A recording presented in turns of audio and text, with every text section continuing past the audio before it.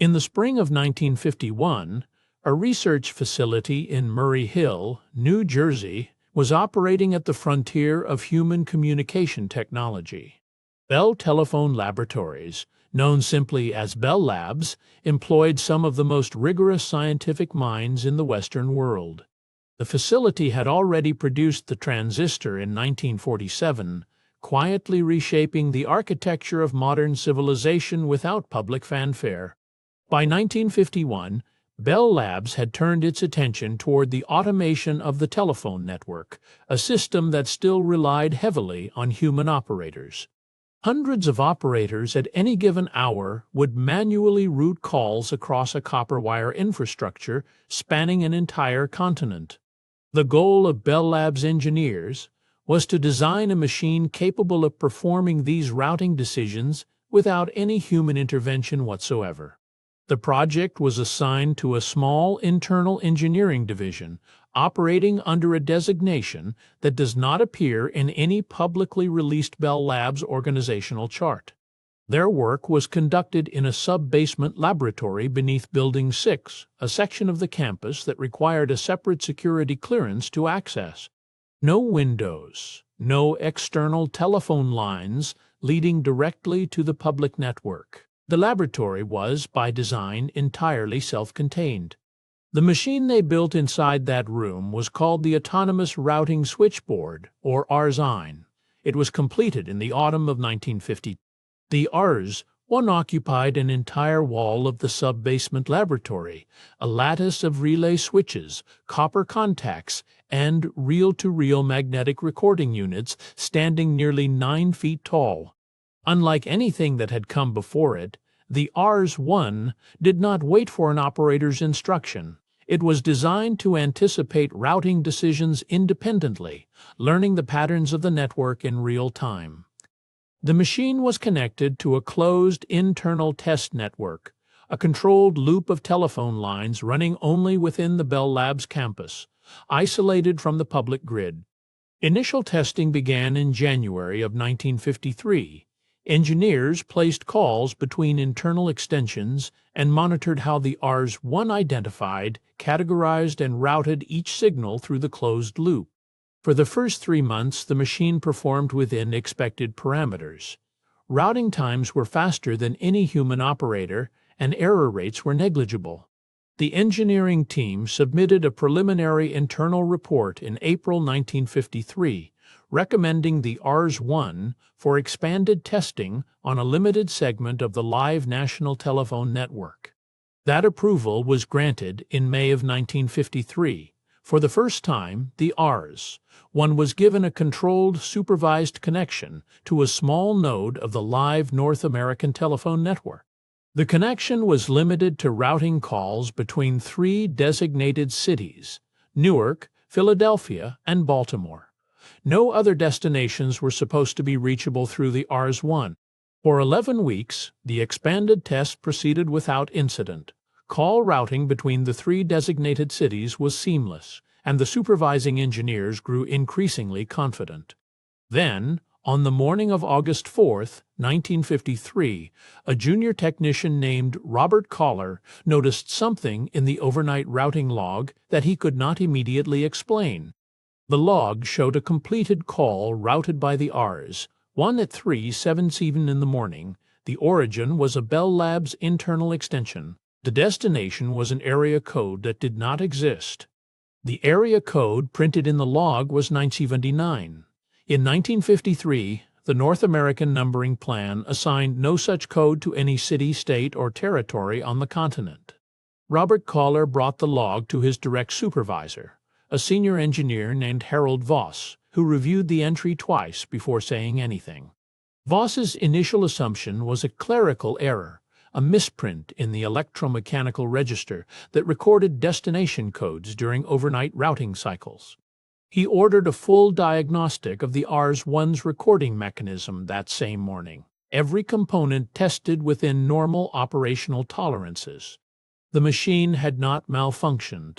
The log entry was accurate. The ARS-1 had genuinely attempted to route a call to area code 979 at 3:07 in the morning. More troubling was a secondary detail caller had noted, but not yet mentioned to Voss. The call log showed the routing as completed, not failed. In the Rs-1's logging protocol, a completed routing meant the destination line had been reached and a circuit had been established. Something, somewhere, had answered. The engineers pulled the reel-to-reel recording unit that corresponded to the 317 call. The reel had advanced. Audio had been captured. Voss ordered the laboratory sealed for the remainder of the day. He and caller listened to the recording alone, without additional staff present. What was on that recording was not silence, and it was not static. The internal memorandum Voss filed the following day described it only as structured audio of unknown origin. The phrase structured audio was not accidental. Voss was a precise man, and he chose that language deliberately to distinguish what he heard from noise or interference. Structured audio implied rhythm. It implied pattern. It implied that whatever had been recorded on that reel possessed an internal logic that random electromagnetic interference simply does not produce. The reel itself was removed from the Rs-1 and placed inside a locked steel document case. Voss signed the case shut himself and retained the only key. For 3 days, the Rs-1 continued operating under close observation. The 3 designated routing corridors between Newark, Philadelphia, and Baltimore functioned without deviation. Then, on the night of August 7th, the Rs-1 routed a second anomalous call. This time the area code was different, 34, a code that in 1953 was not yet assigned to any region. Again, the log status read completed. Again, a reel had advanced. The Rs-1 had not attempted a call and failed. It had placed a call and reached something. The second recording was longer than the first. Voss documented its duration in his log as 4 minutes and 11 seconds of continuous structured audio. Voss described the audio in his second memorandum with one additional observation that had not appeared in the first. The pattern within the recording was not static. It changed over the course of the 4 minutes. A pattern that changes is a pattern that responds. Voss did not write that conclusion explicitly, but the implication was present in every careful, restrained sentence of his report. By August 10, 1953, Harold Voss had escalated the matter beyond his own division. A request for review had been quietly forwarded to Bell Labs' Senior Research Directorate, 4 levels above Voss in the organizational hierarchy. The Senior Research Directorate acknowledged Voss's request within 48 hours, an unusually rapid response for an institution where formal reviews typically took weeks. 2 men arrived at Building 6 on the morning of August 12th. They carried no visible credentials and were escorted directly to the sub-basement without signing the standard visitor register. Caller was asked to leave the laboratory for the duration of their visit. He waited in the corridor above for 3 hours and 40 minutes before Voss emerged alone. Voss said nothing to Caller about the content of the meeting. He returned to his desk, opened his engineering log, and drew a single horizontal line beneath his last entry. No new entries were made in that log for 11 days. When Voss resumed writing, his handwriting, previously precise and uniform, had become noticeably smaller and more compressed. During those 11 silent days, the Rs-1 was not shut down. The monitoring equipment remained active, and the reel-to-reel recording units continued to run unattended through the night.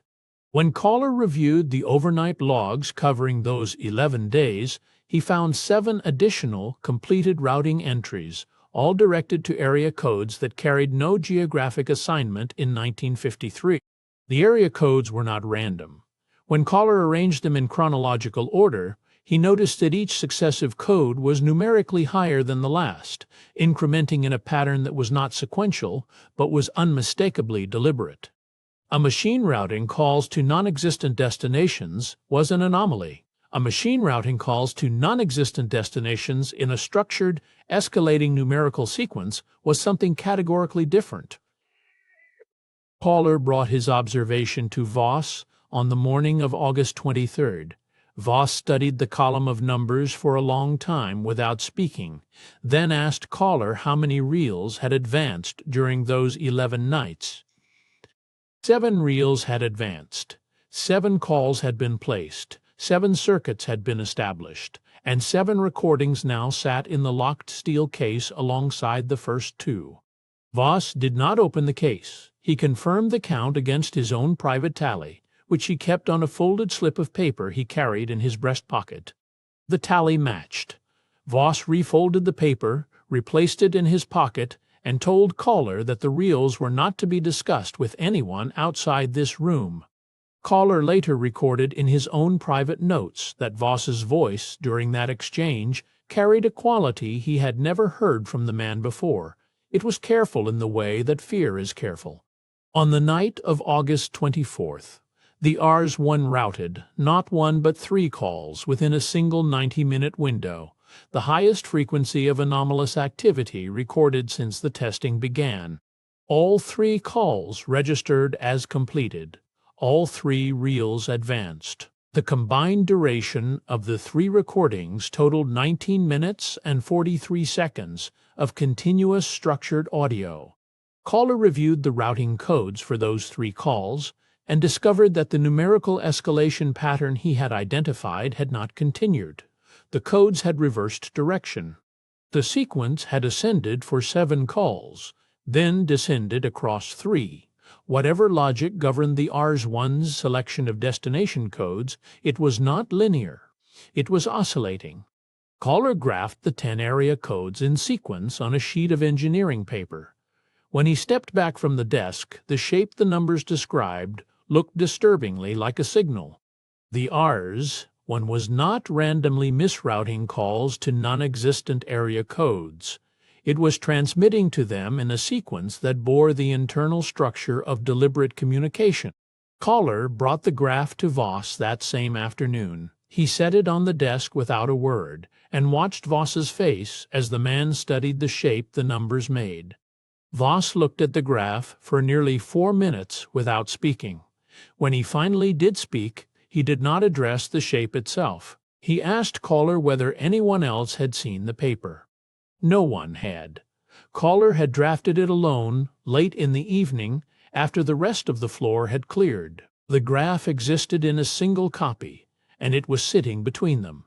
Voss folded the graph into thirds, placed it inside the steel document case alongside the 9 reels, and locked it.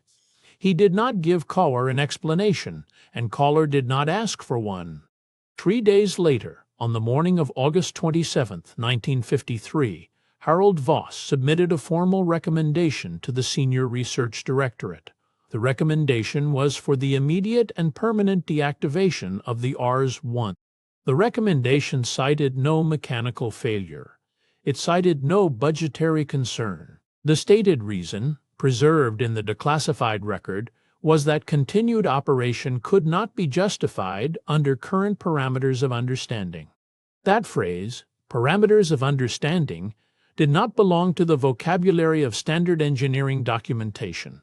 It was the language of a man describing a boundary he had reached and was unwilling to cross. The deactivation was approved within 24 hours. On August 28, 1953, the Rs-1's primary power relay was manually disconnected, and the machine ceased operation permanently.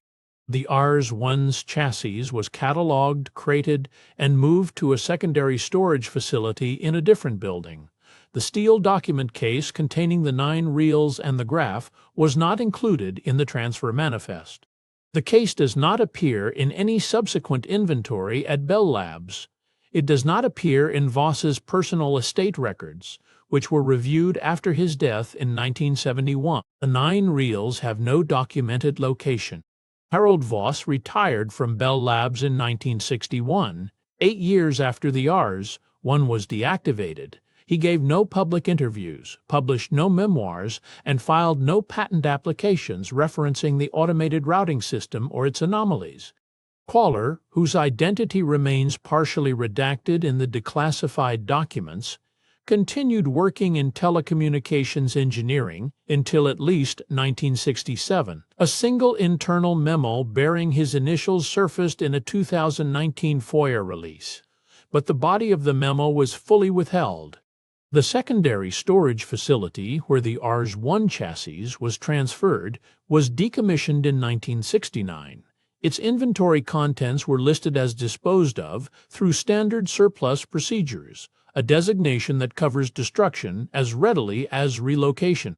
No physical component of the Rs-1 has ever been confirmed in any museum collection, private archive, or government repository. The machine that made 9 completed calls to destinations that do not exist has itself ceased to exist in any traceable form. What remains is only the paper record, Voss's engineering logs, the routing ledger, the 2 memoranda describing structured audio, and the partial testimony preserved in Caller's private notes, which passed to a family member and were donated anonymously to a university archive in 2004. The university archive catalogued the notes under a general telecommunications history collection. They sat unexamined for 15 years before a researcher, following an unrelated inquiry into early Bell Labs automation, pulled the folder. That researcher cross-referenced the notes against the declassified Bell Labs internal communications and found that the routing codes Caller had documented matched no historical assignment record in the North American numbering plan, past or present.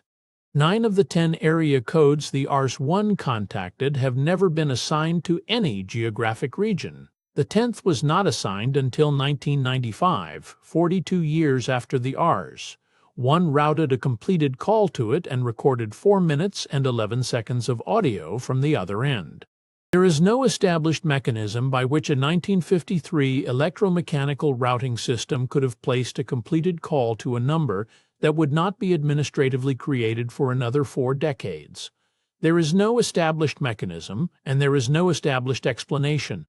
The 9 reels have not been found. Voss's steel document case has not been found. But somewhere in the routing logic of a machine that was quietly dismantled and made to disappear, 9 circuits were opened, 9 connections were completed, and something on the other end of those lines was producing a pattern that changed when it was listened to. The 10th area code is the one that resists dismissal most completely.